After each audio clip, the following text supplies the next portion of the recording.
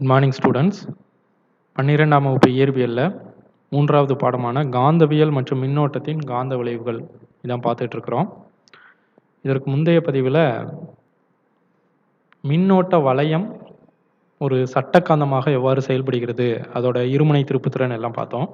இப்போ நம்ம என்ன பார்க்க போகிறோம் அப்படின்னா, சுற்றி வரும் எலக்ட்ரானின் காந்த இருமுனை திருப்புத்திறன். அணுவில் உள்ள ஒரு எலக்ட்ரானானது வட்டப்பாதையில் உட்கருவை சுற்றி வரும் அப்படிங்கிறது நமக்கு தெரியும். அப்படி எலக்ட்ரான் சுற்றி வரும் பொழுது அந்த எலக்ட்ரானுக்கு ஒரு இருமுனை திருப்புத்திறன் கிடைக்குது. அந்த இருமுனை திருப்புத்திறனோட மதிப்பை தான் இப்போ நம்ம கணக்கிட போகிறோம். சரிங்களா? அப்போ இதை எப்படி நம்ம எடுத்துக்கலாம் அப்படின்னா, ஒரு எலக்ட்ரானோட நிறை எம் அப்படின்னு சொல்லக்கூடிய நிறை, இதுதான் எலக்ட்ரான். இந்த எலக்ட்ரான் அணுக்கருவை மையமாக வைத்துக்கொண்டு ஆரமுடைய ஒரு வட்டப்பாதையில் சுற்றி வருவதாக நம்ம எடுத்துக்கிறோம். சரிங்களா? இப்போ இதை எதோட நம்ம ஒப்பிட முடியும் அப்படின்னா, வட்ட வளையத்தில் பாயும் மின்னோட்டம் அந்த மாதிரி இதில் எடுத்துக்கலாம். ஏன் அப்படின்னா, ஒரு வளையத்தில் மின்னோட்டம் பாயுது அப்படின்னா அந்த வளையத்தில் உள்ள எலக்ட்ரான்கள் தான் என்ன ஆகுது, ஒரு இடத்திலிருந்து இன்னொரு இடத்திற்கு நகர்கிறது. அதே போல் இங்கே எலக்ட்ரானே ஒரு வட்டப்பாதையில் சுற்றும் பொழுது இதை அப்படியே நம்ம எதுக்கு இணையாக எடுத்துக்கலாம், வளையத்தில் பாயும் மின்னோட்டம் போன்று கருதலாம். சரிங்களா? இதான் அங்கே படத்தில் கொடுத்துருக்காங்க. எம்ங்கிறது எலக்ட்ரானின் நிறை, அது சுற்றி வரக்கூடிய அந்த வட்டப்பாதையோட ஆரத்தை கேபிட்டல் ஆர்னு எடுத்துக்கிறோம். திசைவேகம் வி என்கிற திசைவேகத்தில், நேர்கோட்டு திசைவேகத்தில் இது பாய்கிறது. அப்போ இது ஒரு மின்னோட்ட வளையம்னு எடுத்துக்கிறேன். அப்போது மின்னோட்ட வளையத்தோட காந்த இருமுனை திருப்புத்திறனுக்கு ஃபார்முலா எனக்கு தெரியும்.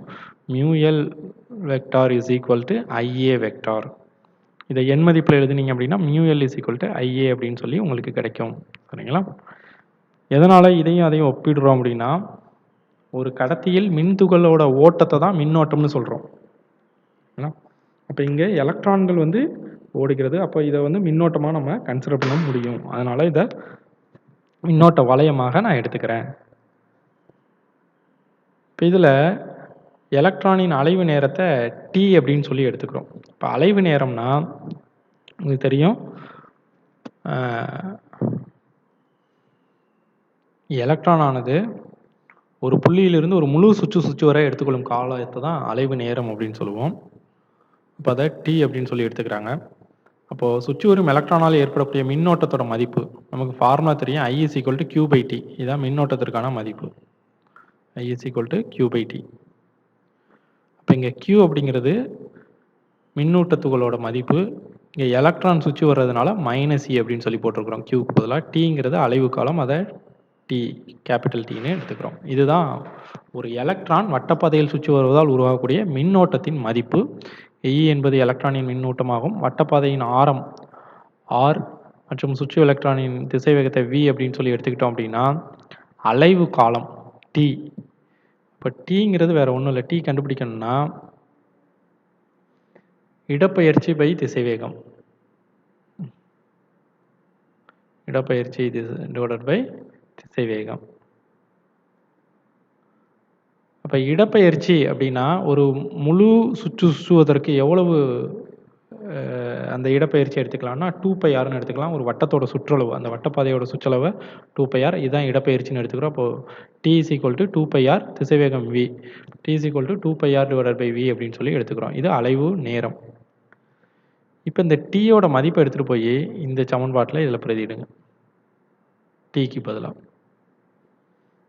இப்போ என்ன கிடைக்கும், I is equal to -EV divided by 2πr அப்படின்னு சொல்லி கிடைக்கும். இது ஐயோட வேல்யூ தான். இந்த ஐயோட வேல்யூ என்ன பண்ணணும் அப்படின்னா, ப்ரீவியஸாக நம்ம ஒரு வேல்யூ கண்டுபிடிச்சிருக்கோம்ல, இந்த value μL is equal to IA. இந்த ஐக்கு பதிலாக அந்த வேல்யூவை EV டிவைடட் பை 2πr வேல்யூவை இதில் சப்ஸ்டிட் பண்ணணும். இப்போ சப்ஸ்டிட் பண்ணிங்கன்னா உங்களுக்கு என்ன கிடைக்குதுன்னு பாருங்கள். μL is equal to ஐக்கு பதிலாக என்ன போட்டுக்கிடுவீங்க, μLக்கு பதிலாக IA, ஐக்கு பதிலாக -E 2πr divided by V. இது எல்லாம் சேர்ந்தது தான் I. இதெல்லாம் சேர்ந்தது தான் ஐன்னு எடுத்துக்கிறோம். அடுத்து ஏங்கிறது வட்ட வடிவத்தில் சுற்றி வர்றதுனால அந்த வட்ட வளையத்தோட பரப்பை நம்ம எப்படி எடுத்துக்கலாம், πr² எடுத்துக்கலாம். ஐஏக்கு பதிலாக என்ன போட்டுக்கிறோம், E divided by 2πr divided by V into πr². இதில் எதெல்லாம் கேன்சல் ஆகும்? இங்கே ஒரு பை ஆர் ஸ்கொயர் இருக்குது, இங்கே பை ஆர் இருக்குது. ஸோ இந்த பை ஆர் கேன்சல் ஆயிரும், வி மேலே போயிடும். அப்போ மைனஸ் இவிஆர் டிவைடட் பை 2 அப்படின்னு சொல்லி கிடச்சிருக்கு. இது மியூஎல்லோட வேல்யூ. இங்கே ஏ அப்படிங்கிறது பை ஆர் ஸ்கொயர் வளையத்தின் பரப்பு அப்படின்னு சொல்லி எடுத்துருக்கிறோம். அடுத்ததாக நம்மளுடைய வரையறைப்படி கோண உந்தம் கண்டுபிடிக்க போகிறோம். ஓவை பொறுத்து எலக்ட்ரானோட கோண உந்தம். இப்போ L is equal to R cross P, இதுதான் கோண உந்தத்துக்கான மதிப்பு. ஆறுங்கிறது அந்த வட்ட வளையத்தோட ஆரமாக எடுத்துக்கிறோம். பி அப்படிங்கிறது அதோட நேர்கோட்டு உந்தம். இப்போ நேர்கோட்டு உந்தத்தை எம்வின்னு எடுத்துக்கலாம். So l is equal to R cross p ஆர்பின்னு எடுத்துப்போம். பிக்கு பதிலாக எம்வி சப்ஸ்டிட் பண்ணிக்கலாம், ஆர் அப்படியே போட்டுக்கோங்க. அப்போ கோண உந்தம் L is equal to MVR அப்படின்னு சொல்லி கிடச்சிருக்கு. இப்போ இதை பயன்படுத்தி நம்ம என்ன பண்ண போகிறோம் அப்படின்னா, சமன்பாடு 3.48 மற்றும் 3.49 பயன்படுத்தி இந்த சமன்பாடை பெற போகிறோம். வேறு ஒன்றும் இல்லை, ஏற்கனவே நம்ம மியூஎல்லோட மதிப்பை கண்டுபிடிச்சி வச்சுருக்கோம். அதை கோண உந்தத்தால் வகுக்க போகிறோம், மியூஎல் டிவைடட் பை எல். இப்போ மியூஎல்லோட வேல்யூ இவிஆர் டிவைடட் பை 2, அதை கோண உந்தத்தால் வகுக்கும்போது எம்விஆரால் வகுக்கும்போது உங்களுக்கு என்ன கிடைக்குது? Minus of E divided by 2m. இதில் ஒரு விஆர் இருக்குது, இந்த விஆரும் அந்த விஆரும் கேன்சல் ஆயிரும். இப்போ மைனஸ் இ டிவைடட் பை 2mனு கிடைக்குது. இப்போ இதை எப்படி எழுதிக்கலாம்? Mu l is equal to minus of e m divided by 2mனு இருக்குது. இதில் எனக்கு மியூஎல் மட்டும் வேணும்னா எல் இந்த பக்கம் வரும்போது மல்டிப்ளிகேஷன் வந்துடும். So mu L is equal to minus of E divided by 2m L vector அப்படின்னு கிடச்சிருக்கு. அடுத்ததா இப்போ நம்ம வெறும் சாதாரண கோண உந்தம் கண்டுபிடிச்சோம். இப்போது கோண உந்தத்தோட மதிப்பை கணக்கிட போகிறோம், என் மதிப்பில் காட்ட போகிறோம். இப்போ mu l divided by l is equal to minus of E divided by m. Minus தேவையில்லை, என் மதிப்பு போடுறதுனால மைனஸ் தேவையில்லை. இயோட value 1.6 into 10 power of minus 19 divided by 2 into எம்ங்கிறது மாஸ் ஆஃப் த எலக்ட்ரானின் நிறை. ஸோ அதுக்கு வேலை 9.11 into 10 power of minus 31 divide பண்ணிங்கன்னா உங்களுக்கு answer 0.0878 into 10 power of 12 coulomb kilogram இன்வெர்ஸ்னு கிடைக்குது. இதுதான் என்ன அப்படின்னா காந்த திருப்புத்திறன் மற்றும் கோண உந்தம் ரெண்டுக்கு இடைப்பட்ட இந்த ரேஷியோ விகிதம். அப்போ இந்த விகிதம் எப்படி இருக்கும் அப்படின்னா ஒரு மாறிலியான ஒரு மதிப்பு தான் நமக்கு கிடச்சிருக்கு. ஸோ இது ஒரு மாறிலி. இதை எப்படி எடுத்துக்கிறாங்க? 8.78 into 10 power of 10 coulomb kilogram inverse அப்படின்னு சொல்லி கொடுத்துருக்காங்க. இந்த மாறிலியை, அதாவது காந்த திருப்புத்திறன் டிவைடட் பை கோண உந்தம், இந்த மாறிலியை, இந்த விகிதத்தை ஒரு மாறிலின்னு நம்ம சொல்கிறோம்.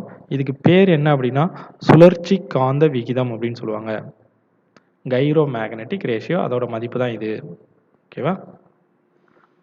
அடுத்ததாக இங்கே இந்த டயக்ராமில் நீங்கள் பார்த்தீங்க அப்படின்னா மியூஎல் அப்படிங்கிறது காந்த திருப்புத்திறனோட திசை கீழ் நோக்கி செயல்படுகிறது.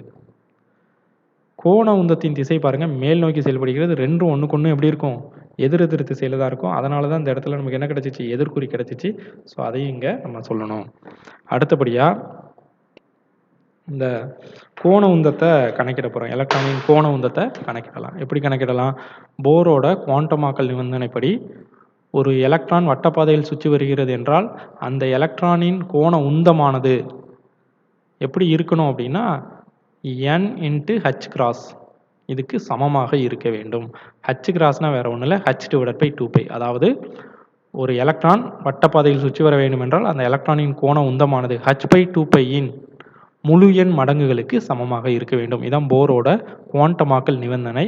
இந்த நிபந்தனையை பயன்படுத்தி இங்கே அந்த எலக்ட்ரானின் கோண உந்தத்தை கணக்கிட போகிறோம். இதில் ஹச் அப்படிங்கிறது பிளாங்க் மாறிலின்னு சொல்லுவாங்க. அதோட மதிப்பு 6.63 into 10 power of minus 34 joule second. என்னோட மதிப்பானது முழு எண், அதை 1 2 3 அப்படின்னு சொல்லி நம்ம எடுத்துக்கலாம். இப்போ மியூஎல்லோட வேல்யூ பாருங்கள், இ டிவைடட் பை 2m எல்லுன்னு எடுத்துக்கிறோம். இந்த இடத்துல இந்த எல்லோட மதிப்பு சரிங்களா, அது எதுக்கு சமமாக இருக்கணும்? இந்த NH டிவைடட் பை 2π. அப்போ அந்த இடத்துல எல்லுக்கு பதிலாக NH டிவைடட் பை 2π போட்டிங்கன்னா இந்த சமன்பாடு என்ன ஆகும்? NEH டிவைடட் பை 4πm அப்படின்னு மாறுது. இதில் மதிப்புகள் எல்லாம் பிரதியிடுங்க. எண்ணை மட்டும் விட்டுருங்க, மற்ற எல்லாத்துக்குமே மதிப்புகள் இருக்குது, அதை அப்படியே பிரதியிடுங்க. க்கு பதிலாக 1.6 இன்ட்டு 10 பவர் ஆஃப் மைனஸ் 19 போட்டுருவீங்க. இன்ட்டு ஹச்சோட வேல்யூ அதையும் சப்ஸ்டிட் பண்ணிக்கலாம். 6.63 into 10 power of minus 34 divided by 4. பைக்கு பதிலாக 3.14, எம்முக்கு பதிலாக எலக்ட்ரானின் நிறை, இதெல்லாம் போட்டிங்கன்னா உங்களுக்கு மியூஎல்லோட மதிப்பு பாருங்கள் n into 9.27 into 10 power of minus 24 ampere metre square அப்படின்னு சொல்லி கிடச்சிருக்கு. இப்போ இதில் சிறும காந்த திருப்புத்திறனை கணக்கிட வேண்டும் அப்படின்னா எண்ணுக்கு பதிலா என்ன போட்டுக்கலாம் 1 அப்படிங்கிறத பிரதியிடும் பொழுது மியூஎல்லோட மதிப்பு அதே வேல்யூ தான் 9.27 into 10 power of minus 24 joule tesla minus 1 அப்படின்னு சொல்லி கிடைச்சிருக்கு. இப்போ இதில் இந்த mu b is equal to e h divided by 4πmனு ஒரு வேல்யூ கிடைச்சிச்சா, இந்த வேல்யூவை நம்ம எப்படி எடுத்துக்கலாம், போர் மேக்னட்ரான் அப்படின்னு சொல்லி எடுத்துக்கலாம். அதோட value 9.27 into 10 power of minus 24 ampere metre square. இந்த மாறிலிகளோட மதிப்புகளெல்லாம் தெளிவாக படித்து வச்சுக்கணும். சரிங்களா? ஓகே, இது ஒரு 5 மார்க்கில் கேட்கக்கூடிய ஒரு கேள்வி தான். சுற்றி வரும் எலக்ட்ரானின் காந்த திருப்புத்திறனை கணக்கிடுக அப்படின்னு சொல்லி கேட்பாங்க. ஸோ அதை நம்ம இப்போ கணக்கிட்டாச்சு. அடுத்தபடியாக இதை பயன்படுத்தி என்ன கால்குலேட் பண்ண போகிறோம் அப்படின்னா ஸோ இந்த பதிவில் இதோட நம்ம முடிச்சுக்கலாம். அடுத்த பதிவில் நம்ம ஆம்பியர் விதி அதை பற்றி பார்த்துக்கலாம். சரிங்களா? இதில் உங்களுக்கு ஏதாவது சந்தேகங்கள் இருந்துச்சு அப்படின்னா இந்த நம்பருக்கு நீங்கள் கான்டாக்ட் பண்ணி கேட்டுக்கோங்க. தேங்க்யூ.